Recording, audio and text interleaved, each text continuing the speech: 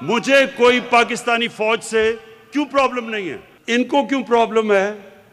کیونکہ باقی سارے اداروں کو تو یہ کنٹرول کر کے بیٹھ جاتے ہیں.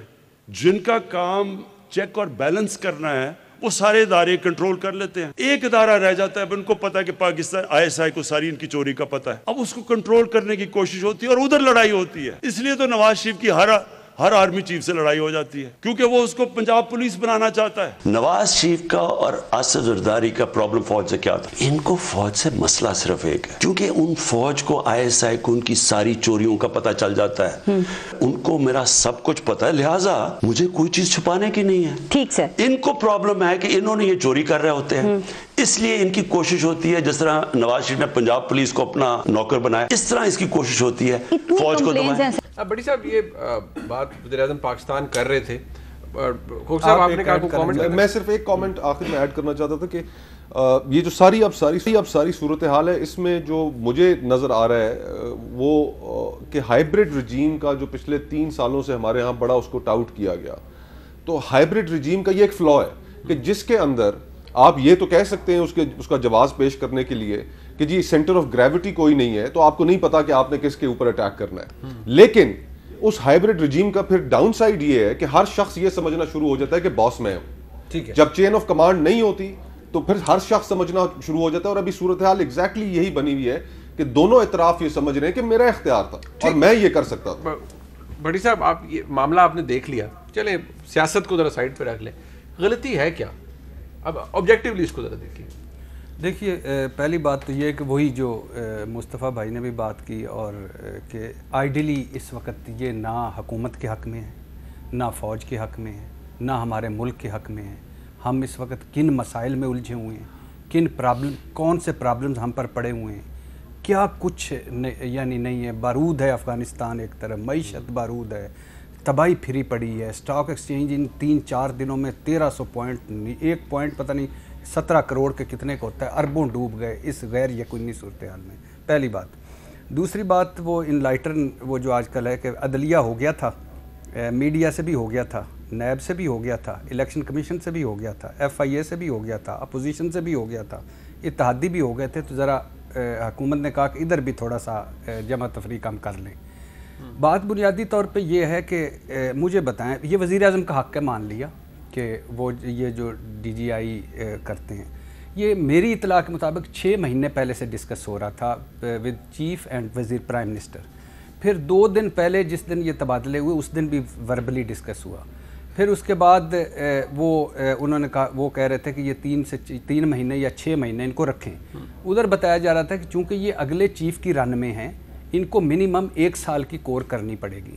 اور پھر یہ صرف یہ نہیں ہے، جب تبادلے ہوئے ان کے وزیر اعظم کو آگاہ کرنے کے بعد، اس کے بعد تبادلے جب ہوئے تو وہ NDU سے جنرل سعید نے کراچی جانا تھا، کراچی سے ندیم انجم نے ISI میں آنا تھا، ادھر سے فیض حمید صاحب نے پشاور جانا تھا، وہاں سے جنرل نعمان نے NDU میں آنا تھا. تو یہ ایک سرکل ہے، اور یہ سرکل اچھا. پھر اس کے بعد اگر یہ وزیر اعظم صاحب کا تھا تو اگلے دن ہو سکتا تھا، اس سے اگلے دن prime minister and army chief کو بلا کے، یعنی فوج ہے، بلا کے تو کہتے کہ یہ اس طرح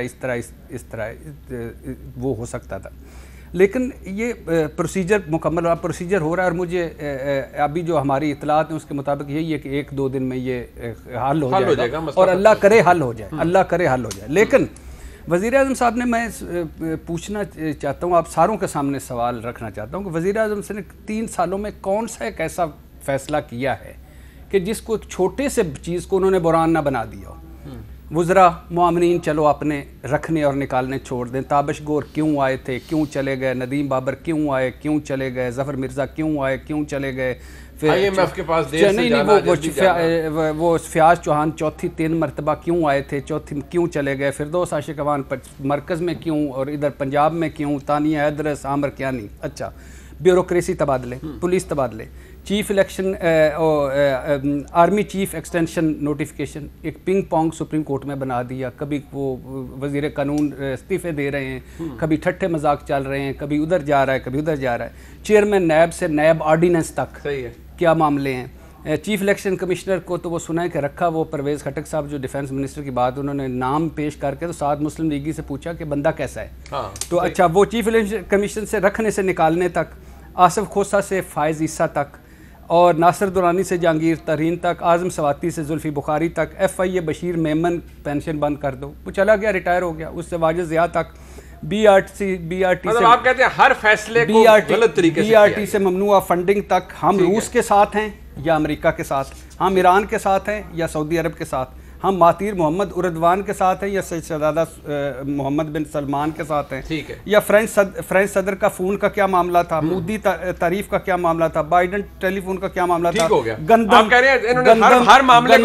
گندم، چینی، ایل این جی، مہنگائی، یعنی کوئی ایسا ایشو نہیں جو چھوٹا سا تھا اس کو بڑا بنا دیا. مطلب یہ وہ ایسا تھا کہ جس پہ ایک گھنٹے میں سارا کچھ ہو سکتا، لیکن اس کو بھی اور بدقسمتی سے کمپلیکیٹ کر دیا گیا، بدقسمتی سے.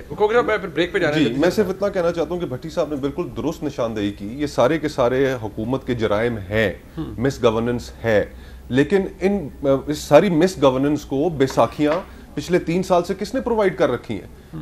یہ اگر اس طرح کی چیزیں اگر ہم سے سرزد ہوتی، آنے والے دسمبر میں پاکستان میں گیس نہیں ہے، جس طریقے سے اکانومی مینج ہو رہی ہے، جس طریقے سے فورن پالیسی مینج ہو رہی ہے، اگر کوئی بھی اور یہ خصوصاً اس طرح کے جو معاملات ہیں جس طرح یہ ہینڈل کر رہے ہیں، اگر ہم یہ کرتے تو ہمیں تو چوکوں میں لٹکا دیتے، ہمیں تو غدار اور پتہ نہیں کیا کیا سرٹیفکیٹ بانٹتے تھے. تو گزارش یہ ہے کہ ان 3 سالوں کی ذمہ داری بھٹی صاحب نے درست نشاندہی کی ان تمام مسائل کی.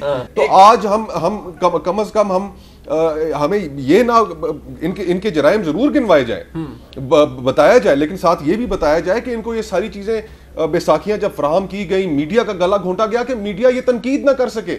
ٹھیک ہے، تو یہ ساری چیزیں بھی جو ہیں ان کے پھر بھٹی صاحب بھٹی صاحب بریک لے لو، میں واپس آتا ہوں. زبیر صاحب بھی انتظار کر رہے ہیں، ڈار صاحب بریک کے بعد جائے گا.